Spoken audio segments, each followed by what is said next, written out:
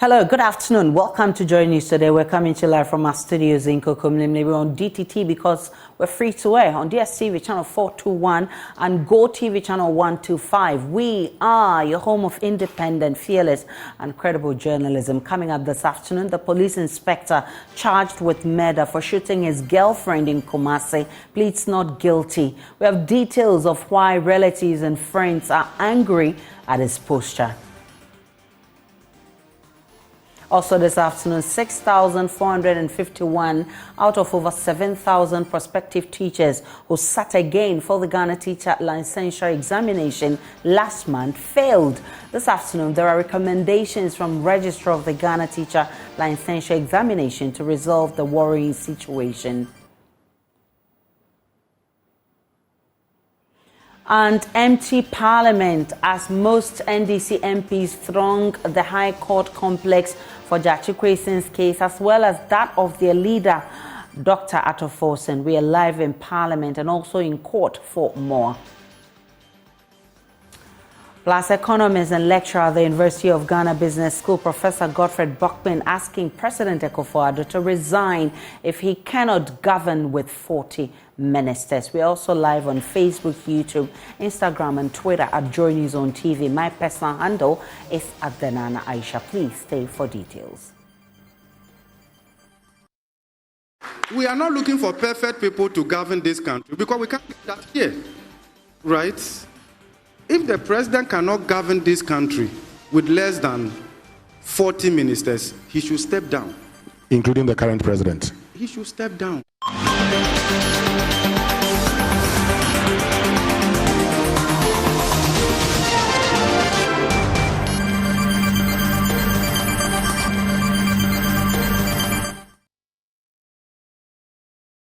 My name is Aisha Ibrahim. Many thanks for choosing us. And let's start with the police inspector who's charged with murder for shooting his girlfriend in Kumasi, who says he's not guilty as he's committed for trial at a high court in July. Ahmed Chumesi of the Kumasi Central Divisional Command has been on a provisional murder charge following his arrest at Oyoko near Ifijasi 2 months ago. The married officer who was keeping a girlfriend made his third court appearance to a hostile court made up of relatives and friends of his late girlfriend, Victoria Dapa. Inspector Chumesi, during his committal proceeding this morning at Asokore Mampon District Court, angered relatives of the deceased when he told the court he is not guilty.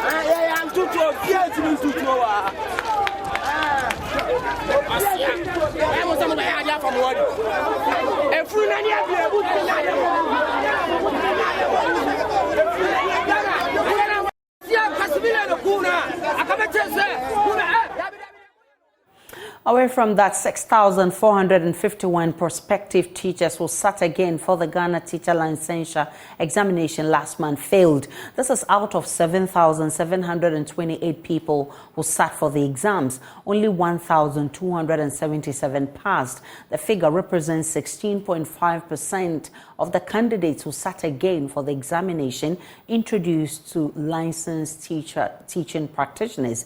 This figure is concerning, according to the Registrar of the Ghana Teacher Licensure examination, Dr. Christian Adaipoku. Some teachers have written the exams for the 9th time but still failed. It's a worry to all of us, and I think it's a worry to us as a nation that you have such a crop of people who have spent so much time and resources to be educated and to come out this way.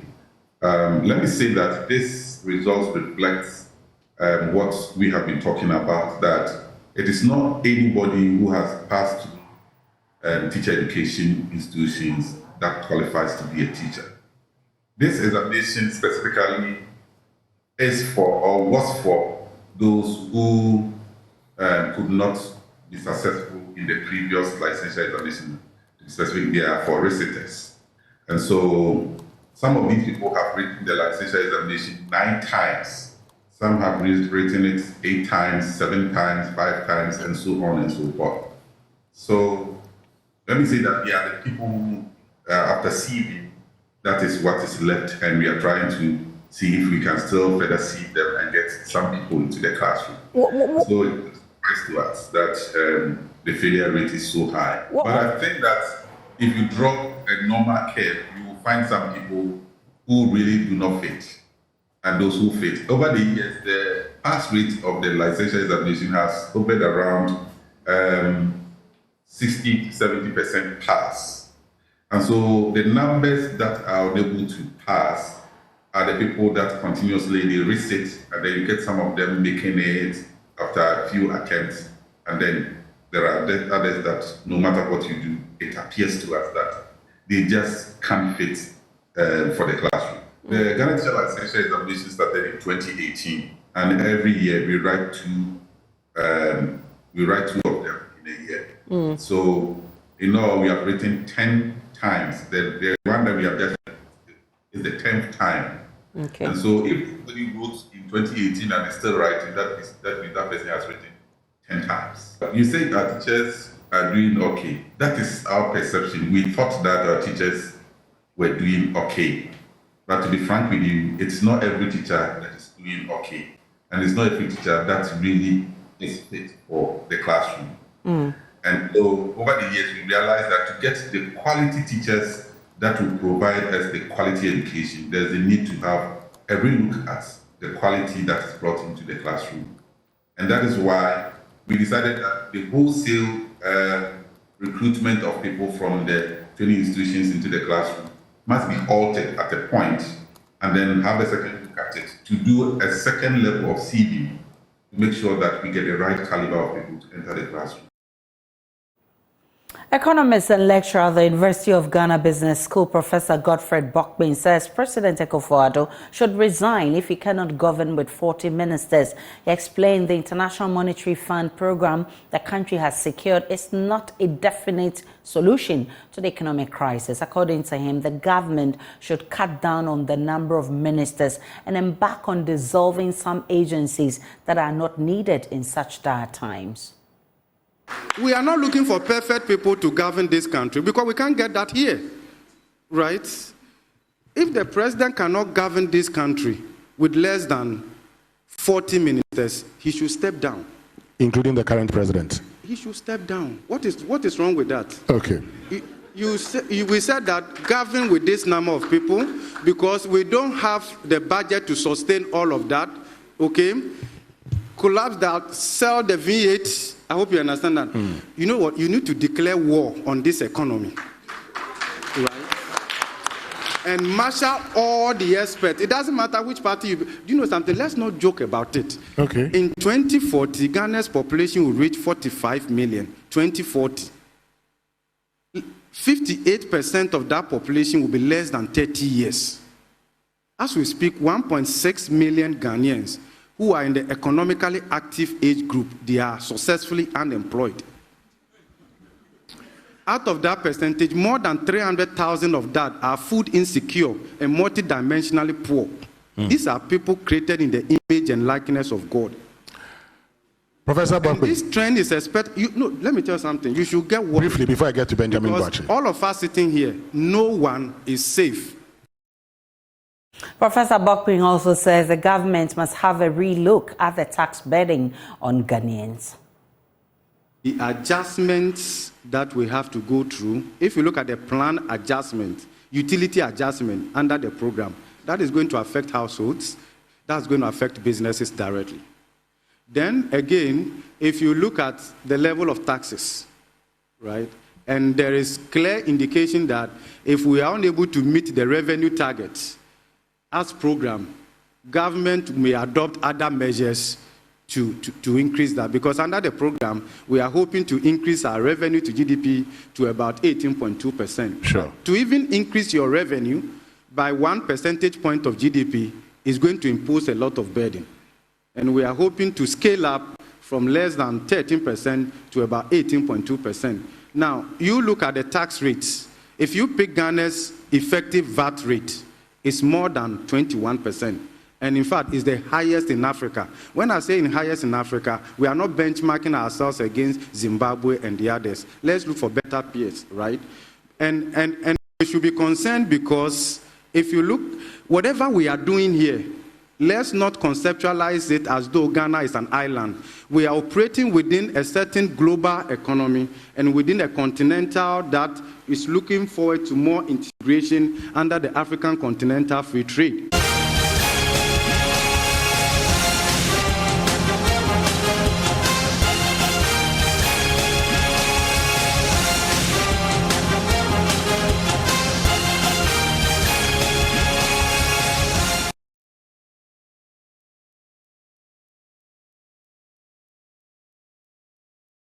On your election headquarters, MPP's 2020 parliamentary candidate for the Affe North constituency, Abna Drowa, has hit the campaign trail to campaign for the MPP's candidate for the upcoming by-elections in that constituency, Charles Opoku.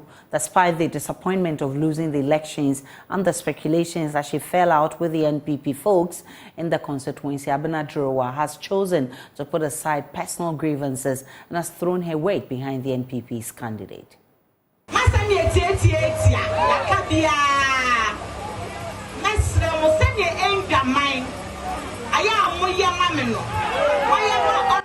message to you, the people of Asin Enja, is very short. Give the same support you once extended to Kennedy Japan and myself to Charles Opoku. I implore you to give them the same support. I believe you that once you decide to do it, you will do it.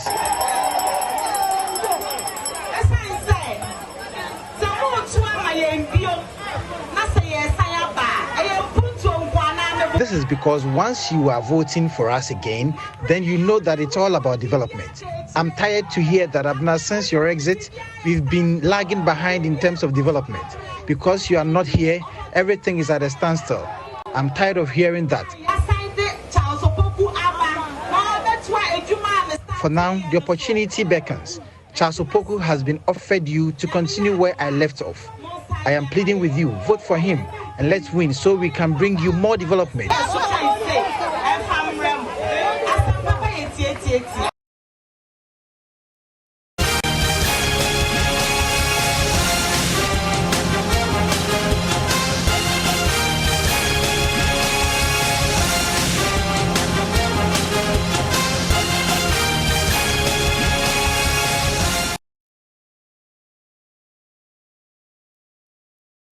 Authorities of the Nyankpanduri Senior High School in the Northeast region are calling for support to accommodate over 60 female students who have been displaced following a fire incident at the girls' dormitory block. The incident, which is said to have occurred last Tuesday, completely destroyed 2 rooms out of the 6-unit accommodation block. 7 of the affected students who lost all their property in the incident collapsed and were rushed to the hospital for treatment.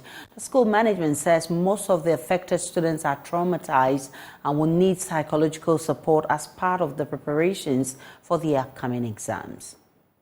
According to the students, the fire engulfed the building between the hours of 7 p.m. to 8 p.m. while they were having 9 preps in their classrooms. They say one of their colleagues saw the blaze and together they raised the alarm by wailing and shouting for help. According to them, the alarm attracted the community members who thronged to the school campus to assist put out the fire. So what happened last night was that I was in class learning, private time.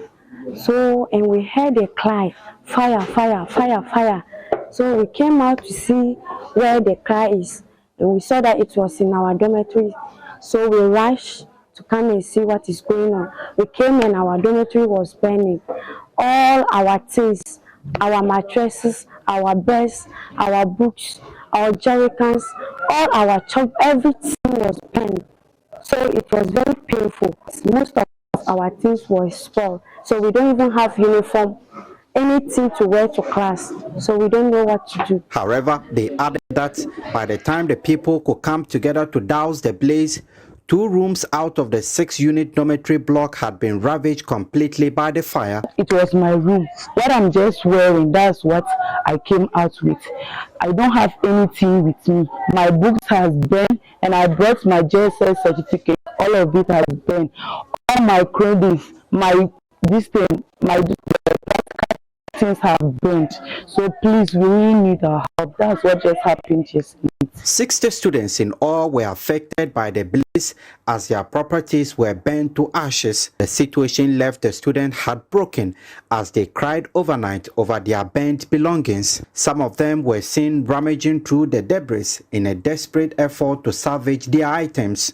We lost our books, our mattresses, our provisions, so many things, and some of them too was wounded. Some are in the hospital. 7 students who could not withstand the damage caused to their properties collapsed and were rushed to the Faith Hospital in Nakanduri Township. Joy News gathered that 6 of them were treated and discharged, whilst the last person was transferred to the Tamale Teaching Hospital for further treatment. Some of them spoke to Joy News about their conditions. We heard them shouting that we should run back, that our new dormitory is on fire. We ran and reached, and everything have already burnt, and people was crying, and they removed the things, they were removing things outside, and I don't know what happened, and they brought me here. I fell down and my hair was bending me. My room, I came and they were just bringing the things out. I managed to get my box and some of my practical things, then my mattress. But when I sent them out, I didn't know what happened and I fainted.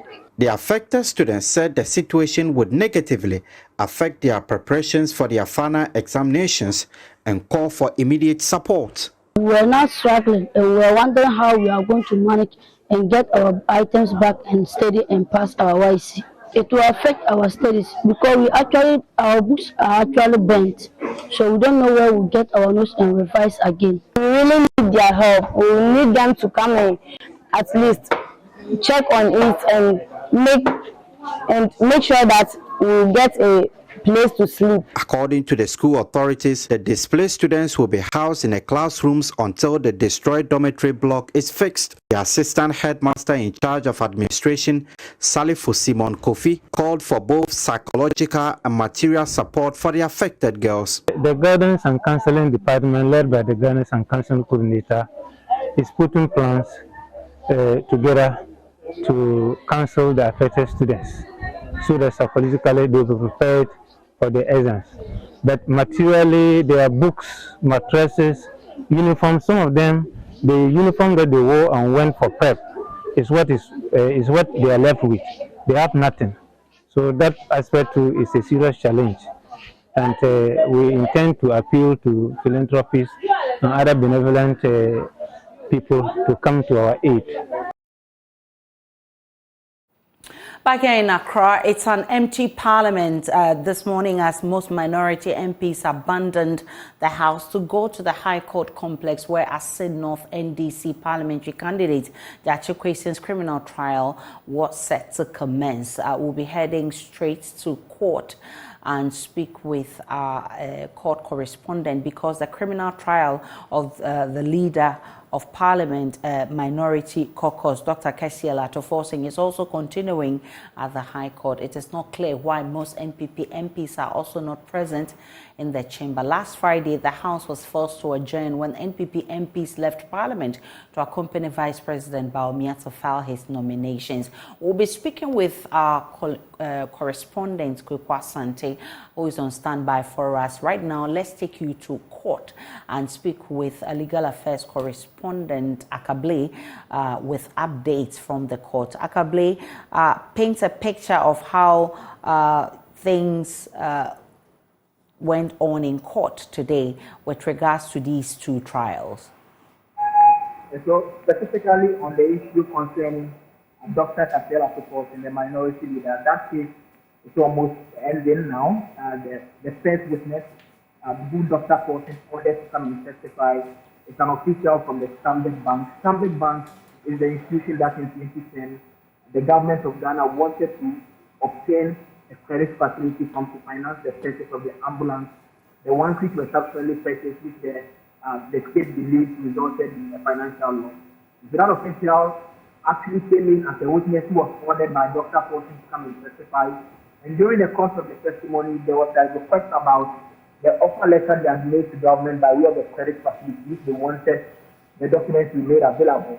But the witness said we need about a month in order to find the said document because it dates back to 2010 and have been leaving sent to the archives and possibly removed from the archives. But the court did not grant the request for the month adjournment, and the judge did make the point that quite recently there have been some commentary in the media street suggesting that it is unusual for judges to decide or decide to hear case on a day-to-day basis and not take long proceedings. The court said that that is what the rules of the court require, that judges are supposed to take a trial period and hear cases continuously.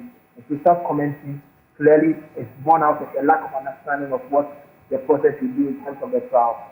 Specifically on the justification matter, which is another one of major interest, and that hearing is supposed to take place in some few minutes time. It was supposed to be taking place at 12, but the case is yet to be called. The lawyers involved are all seated, but outside the court premises itself, there are a number of individuals who have gathered here. They are holding various placards with various inscriptions. Some of them that I'll be reading, one here reads, we need honorable creation. Honorable creation, the people, honorable creation is our man. And Akin North wants honorable creation to lead. And they make the point that they are persons who support the cause of James justification, for which reason we have gathered here at the house for to lend support to because they believe what is taking court is unsuccessful matter. Well, today there was an empty parliament in terms of the minority side. Did you cite minority members in court coming to support Judge Kwesi? In fact, I've been to the court that is hearing the Dr. Fortune case. There is no member of parliament there. I've also been to the court hearing the Judge Kwesi case. As I speak to you now, I have to cite any member of parliament present in that here. But because another hearing is taking place, we do not know if perhaps they are around and just waiting for that case to end before they show up here. But they are not in the courtroom as I speak to you. Well, let me bring in Kweku Asante here. Kweku, how is parliamentary business faring with an empty minority side? Hello, Kweku. The minority side. The indication we have as of this morning was that the number of the MPs have gone to offer support to the minority in the Rasa case and 2%, as well as their former colleagues. They are saying not NDC candidates, they are secretive. Those cases are being heard at different courts at the High Court complex this morning. When the House started, we expected that questions to be raised about quorum. Those have not come up yet, and it's expected that business will continue. But there are a number of businesses that the House is expected to consider questions to the Lands and Natural Resources Minister, as well as some very important matters regarding the allegations that power is being sold or being used to a private investor, and it's going to cost the state about $700 million. So despite the low numbers in the House is progressing, and we expect that if no questions come up, these businesses will be taken. Kweku Asante is our man in Parliament, bringing us up to speed as to what is happening in Parliament. You heard earlier Joseph Akable, he's our court correspondent, giving us updates of the two trials in separate courts. Let's now talk about the National Science and Maths quiz.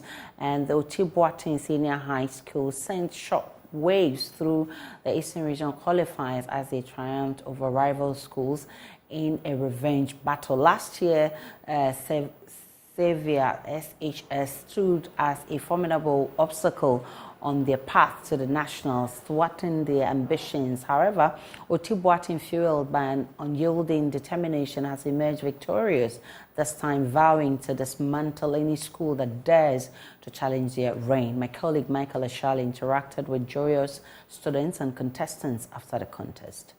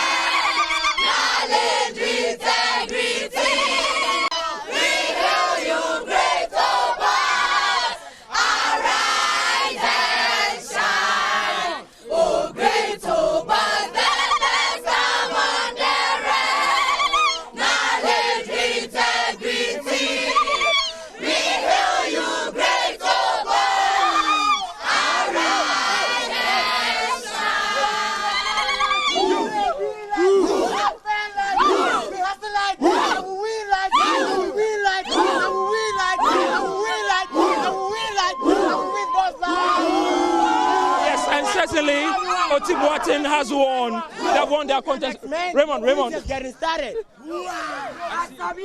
Really? You are not getting started? We just getting started, man. Who got next? We're just getting started, man. We're just getting started. I mean, what do you make of the contest? You say what? What do you make of the contest? Oh, it was a cool contest. It was a cool contest, and the contestant did very well. Hey, pressing in my work. I just think my boys are on fire today. That's a great win from there. Caleb, it was a closely contested battle there for you from round 1 all through to the end. I mean, as contestants that were on stage, how did it feel sitting on that hot seat? Well, we felt normal, but all our hopes were on God, that God will give us the opportunity to. Merit, how was the preparation like? It wasn't easy, but we were able to prepare. And since we've won the contest, we are going to prepare and go to the national stage. Then at the national stage, we are going to perform better than this. You are going to meet bigger schools, arguably, at the nationals, right? Are you afraid? No. Because you know that God will depend on us. Everybody has a God, you know that? Yes, but it depends on how you know your God. So that's it. Yes, I know my God. Thank you very much. So, we are moving from here to the nationals, but they have a regional contest sometime in July. The boys are already promising they're going to bring their best to that contest, and they hope to triumph like they have this time around. I'm so excited. You were witnesses to it. A heart-wrenching win, seriously. But luckily, our students were so fortified and wanted to win. And I think that did the trick. We are coming back. Shatawale will tell you like Akai. We are going to prepare very well because with the win, this win is going to serve as a morale booster, and we are not going to leave any stone unturned. When they go, what would they tell you? I'm about to have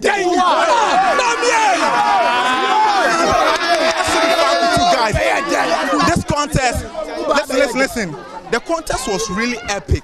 Yes. Listen, really sweet, really entertaining, and really learnable. Charlie, let me be frank with all those watching us live. We're coming live this year and next year and the years to come.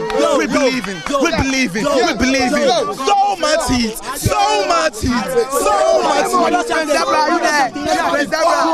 See, God told these people that, see Israelites, see, the enemies you see today, we shall see them no more. We are the son of God. The enemies who are surrounding us, we shall see them no more. We shall see them no more. Don't forget me. Don't forget me. Don't forget me. Don't forget me. If you see somebody better than you, never throw my promise away. If you see somebody better than you, never throw. The lead advocate for sickle cell condition advocates, Madam Charlotte Owusu, has charged government and the Ghana Health Service to critically pay attention to sickle cell advocacy as a means of preventing the increase in sickle cell patients in the country. She says the barriers to quality healthcare services in Ghana makes it imperative that prevention is the only way to curb the rise in numbers. Joy News' Elvis Washington has more.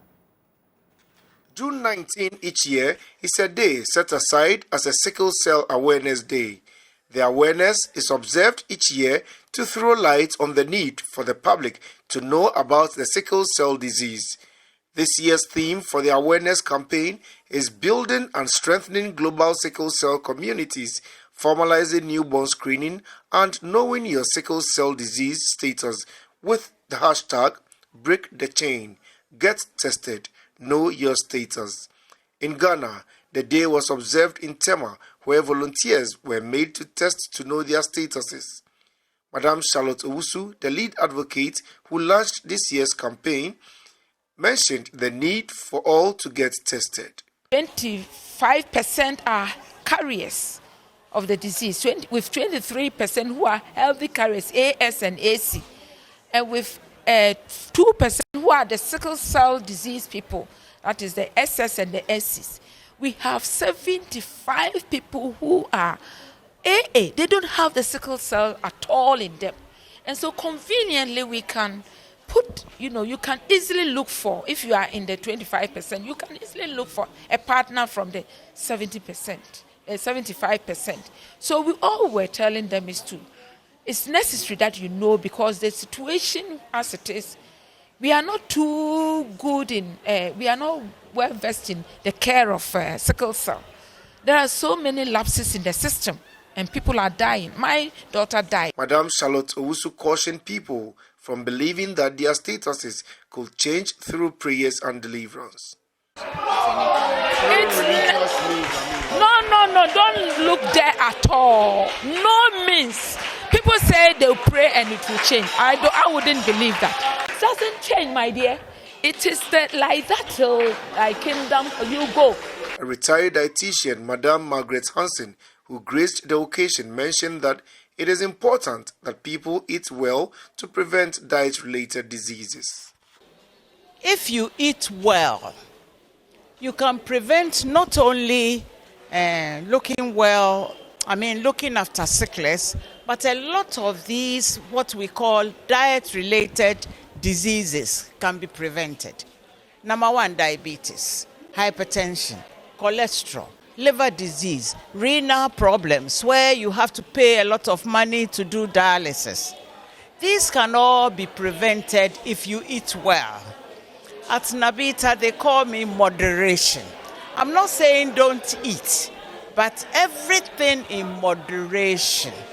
I must say, food contributes a lot to our health. For Joy News, my name is Elvis Washington, reporting from Tema.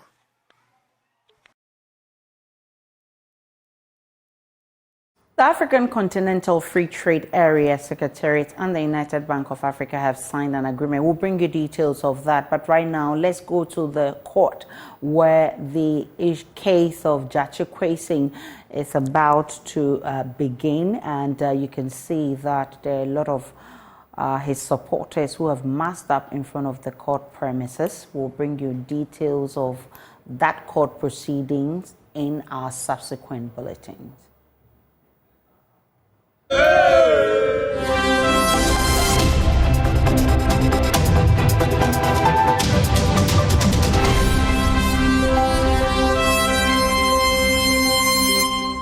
Hi, welcome to Business. My name is Darryl Kwao. The African Continental Free Trade Area Secretariat and the United Bank of Africa, UBA, have signed an agreement to support small and medium enterprises in Africa with $6 billion to scale up and grow into multinational companies. According to Secretary General of the AfCFTA, Wamkele Meni, the SMEs will be provided with access to the global markets and capital to enable them grow. The agreement signed by the African Continental Free Trade Area Secretariat and the United Bank of Africa is aimed at giving the private sector the opportunity to strongly participate and benefit from the AfCFTA. Agro-processing, automotive, pharmaceuticals, transport and logistics are the key sectors the agreement is focusing on. Speaking at the signing ceremony, Secretary General of the African Continental Free Trade Area Agreement, Wamkele Meni, said the agreement would help SMEs to contribute to socio-economic development. As you know, both by capitalization and presence in Africa, UBA is one of the largest banks in Africa and also has a presence in other parts of the world.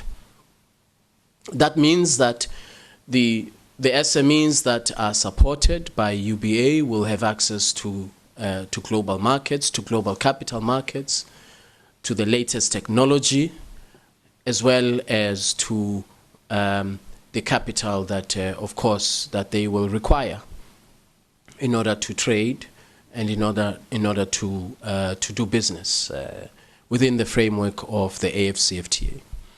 We have identified 4 priority sectors, which are priority sectors that under the African Union are sectors of Africa's economy that we estimate will be the drivers of Africa's economy for the next 10, 15 to 20 years. And these sectors are the pharmaceuticals, the automotive sector, transport and logistics, agriculture, and agro-processing. Group Deputy Managing Director of UBA, Muyiwa Akinyemi, added that SMEs are the backbone of every growing economy, hence the need to support them to scale up. We're excited because this is not just speaking to corporates or multinationals that we're talking to. We're speaking to the engine of development of Africa. SMEs are the engine for growth and development. If you have to achieve the 16 trillion GDP by 2050, it has to be a deliberate, intentional development for the SMEs. And a critical thing most SMEs lack or they don't have access to easily is financing. With financing, we can break barriers, they can grow, they can develop, they can capacitize. And those are some of the things that we shall be doing along with the secretariat as well, to see how to capacitize them, to bring in innovative solutions, to bring in technology as well, to train them and build them from the SME to become multinationals as well, across the 4 areas we're starting with for now.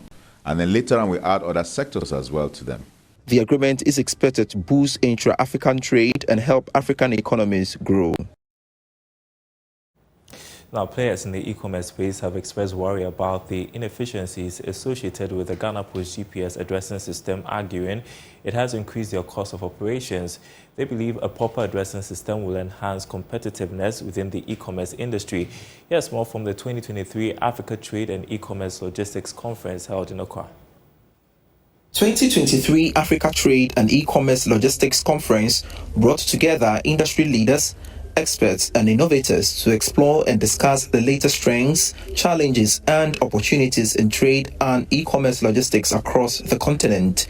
Speaking to Joy Business on the sidelines of the conference, founder of Africa E-commerce Logistics Providers Association, Andrew Pebby, mentioned that the conference will afford industry players the platform to compete favorably at the world market. We are helping organizations to future-proof their supply chains, and we are also giving opportunities for African businesses to become African multinationals.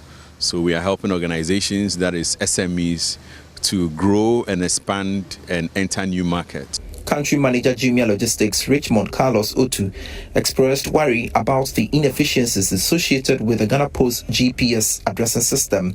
He therefore appealed to government to address the challenge to enhance competitiveness within the e-commerce space. When we look at last mile within Ghana, we've realized that a lot of challenges exist with having to deliver items to people's doorsteps, owing to the fact that addresses are not well laid out, and quite a number of streets have similar addressings. Of course, we know the likes of where the government and Ghana Post are trying to improve on the Ghana Post GPS, but the truth is today it's not where it needs to be. On his part, a representative at Paystack, Kwejoche, called for an enabling environment for the growth of SMEs, particularly in the e-commerce sector. We know entrepreneurship, for instance, it's not easy at all, and there are a whole lot of things within the country that's hindering or preventing others from going into it. So if we do provide such platforms like Paystack is doing for them right now. The conference afforded industry players the opportunity to gain value insights, network with industry professionals, and stay ahead in the dynamic world of African trade and e-commerce logistics. Sports is coming up next. Do stay tuned.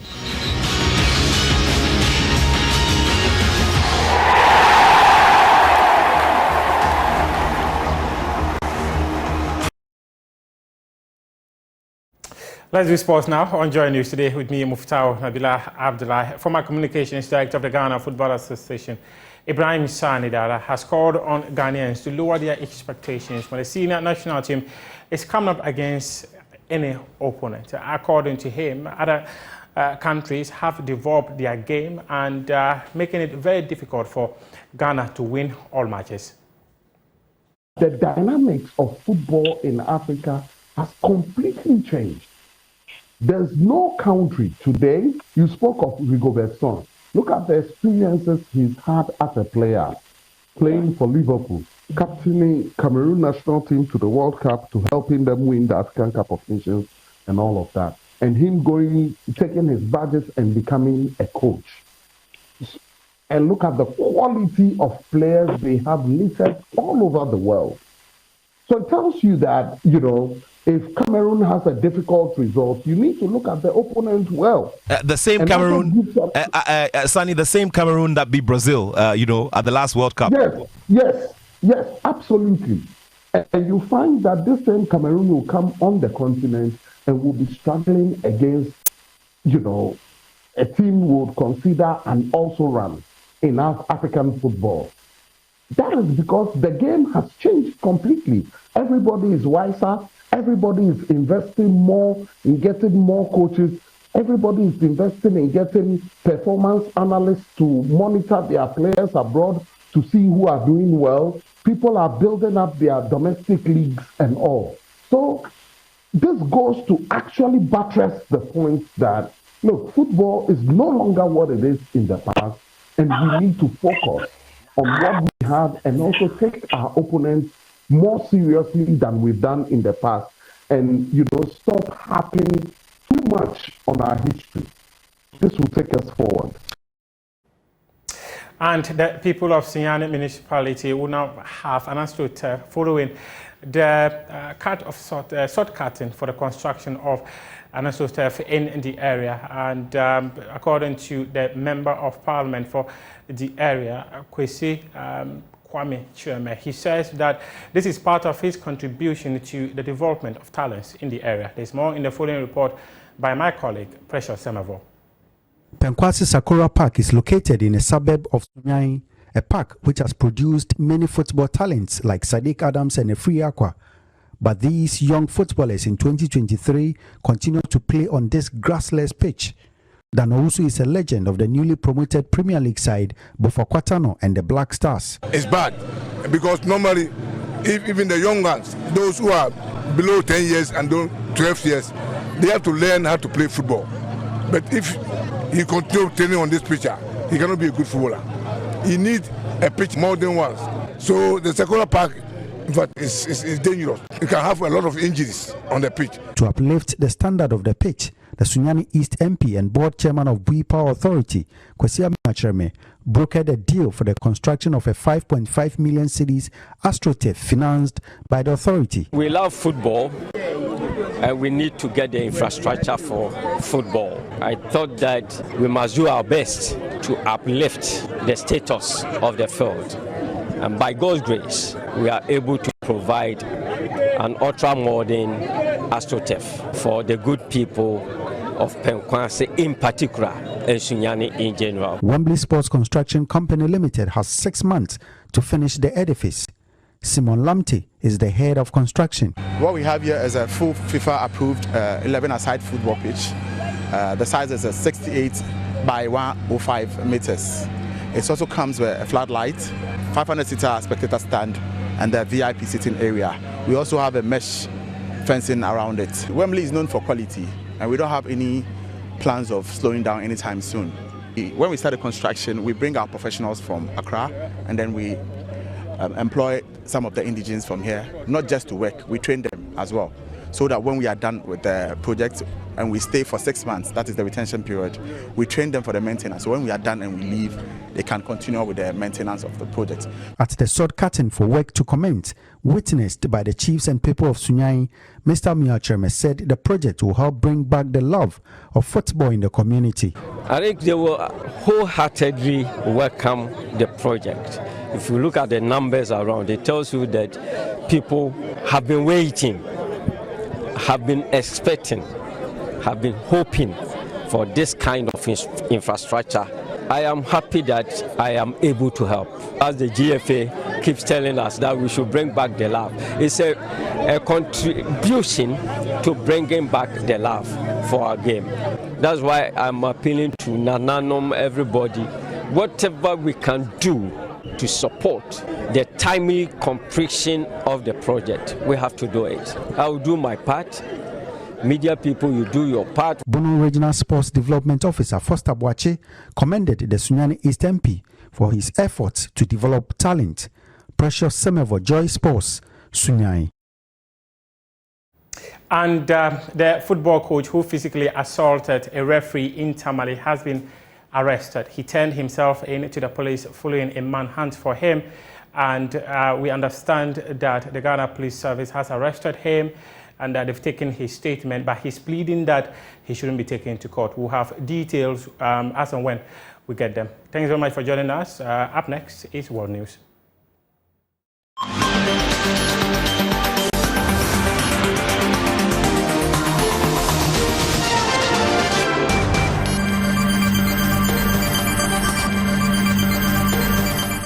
And before we go, there's a looming water crisis in the north as the Northern Electricity Distribution Company, NEDCO, has disconnected parts of the Dalun water treatment plant in the northern region over 39.7 million cedis electricity debt.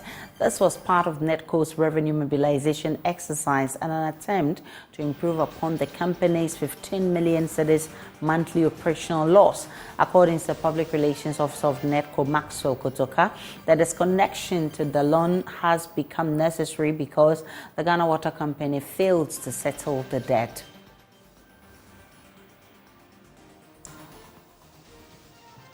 You'll get more of this on myjournline.com, and you would also get updates of all the developing stories.